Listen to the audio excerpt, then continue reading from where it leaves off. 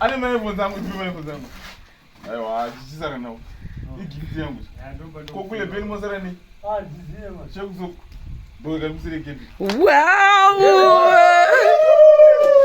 yebasi yabutena beki I know what you iya yatoye kubhazi iyi ndo yeye madhaka tione imbo ipfeke to azine zvine ndo what you was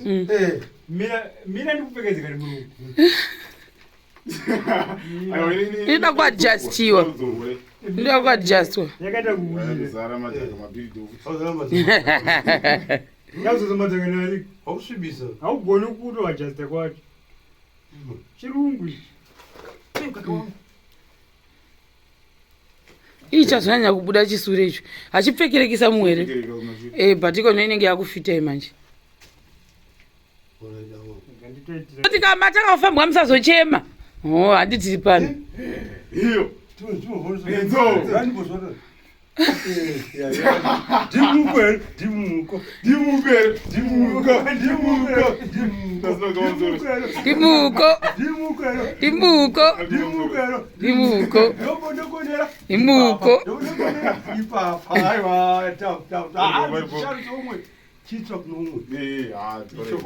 oya kutenda mbegi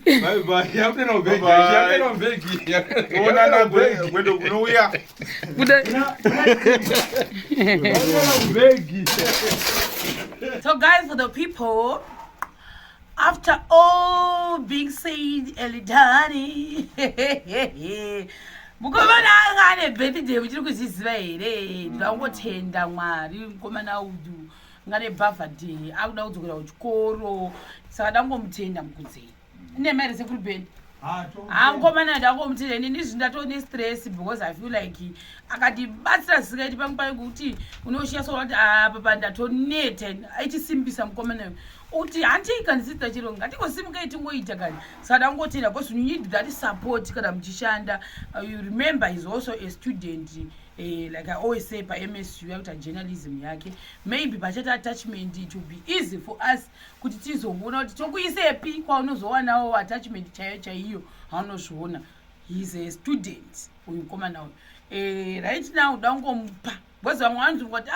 mukudzei haana kuzopuwa cheleti yake. Pane mushemarieni akati ndoda kublesa mukudzei ne$50 saka ndangoti iyi vaione kuti ndazomupa 50 yake anogona kuti pamwe mukudzei haana kuzopuwa ikera iyi 1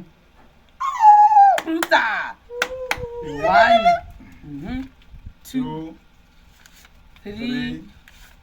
4 5 muna zvinoita mwari kana uri munhu mune rudo pariro ndariona rudo here rudo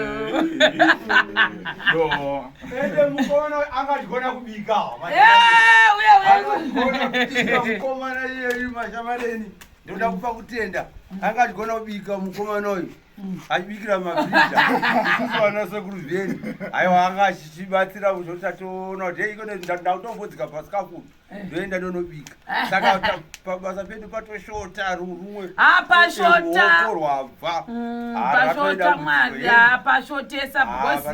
mukomana takashanda naye zvakanakisa kana kutsamwa kana kupopota kana kudi achifara achiwanzirana nabhudhi vake nasekuru vake pano vakomana toti ndaisaka tichakuona rini chadzoka rini haada kutenda mwari 2 good months ndichishanda nemwana uyu saka izvizvi tamupa $50 yabva kumushemarieni ibirthday rake vanoda kumusira madhiriki vaivayewo munotibata my brother will campaign for him vanomusira $10 emadhiriki ulizi ndibatei mukomana timupechi